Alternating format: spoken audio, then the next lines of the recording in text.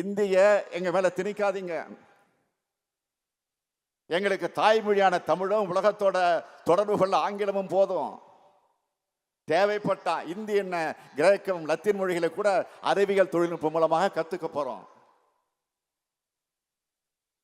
இன்றைக்கு தமிழ்நாடு இப்படி வளர்ந்திருக்க காரணம் நாம தேர்ந்தெடுத்த இருமொழி கொள்கை பாதை. இந்த செய்திகள் எல்லாம் எடுத்து சொல்லி நான் முரசொலியில ஒரு கட்டுரை எழுதினேன். அதை நான் ட்வீட் போட்டா எனக்கு பதில்கள் எல்லாம் எப்படி வருது? வடமாநிலத்தை சார்ந்த பலரும் நம்மோட நியாயத்தை புரிஞ்சு அதுக்காக நமக்கு ஆதரவு அடிப்படையில் அந்த கருத்தை போட்டிருக்கிறாங்க, ஆதரவோடு பேசுறாங்க. பிரீத்தி என்பவருடைய ட்வீட் என்ன தெரியுமா? தமிழ்நாடு முதலமைச்சர் சொல்றது சரிதான்.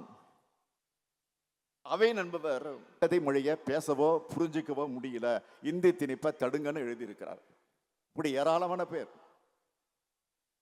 இந்தி மொழியை திணிப்பால தங்களுடைய தாய்மொழிகள் எப்படி பாதிக்கப்பட்டிருக்குன்னு எழுதியிருக்காங்க.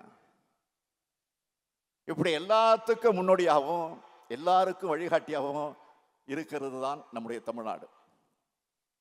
எங்களை என்ன மிரட்டினாலும் உங்களால இந்தி மொழியை திணிக்க முடியாது. மிரட்டினா அஞ்சு நடுங்கி கூழக்கு மொழி போடுறதுக்கு அதிமுக நினைச்சீங்களா? இது திமுக.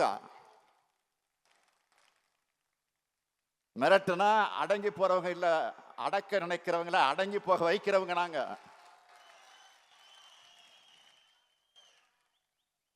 தமிழ்நாட்டுக்காகவும் தமிழ் மொழிக்காகவும் எப்பேற்பட்ட அடக்குமுறையும் எதிர்க்கிற துணிச்சல் கொண்டவங்க நாங்க. இங்க இருக்கிற நாங்கள் தமிழர்கள், சுயமரியாதையோடு இருக்கக்கூடிய திராவிடர்கள். ஒன்றிய அரசு என்ன நினைக்கிறாங்க? இப்படி அறிவுபூர்வமா முற்போக்கு சிந்தனையோடு பேசுறாங்கள, இங்க மட்டுமல்ல நாடாளுமன்றத்திலே முழங்குகிறாங்கள, இவங்களை எப்படி தடுக்கலான்னு பார்த்தாங்க.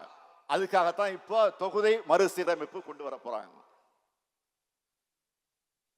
நம்முடைய தொகுதிகளின் எண்ணிக்கையை நம்முடைய பிரதிநிதித்துவத்தை குறைக்க நினைக்கிறாங்க. அதனாலதான் நான் முன்கூட்டியே இந்த பிரச்சனையை நாம எழுப்ப முடிவெடுத்து அதை இப்போ கையில் எடுத்து இருக்கிறோம்.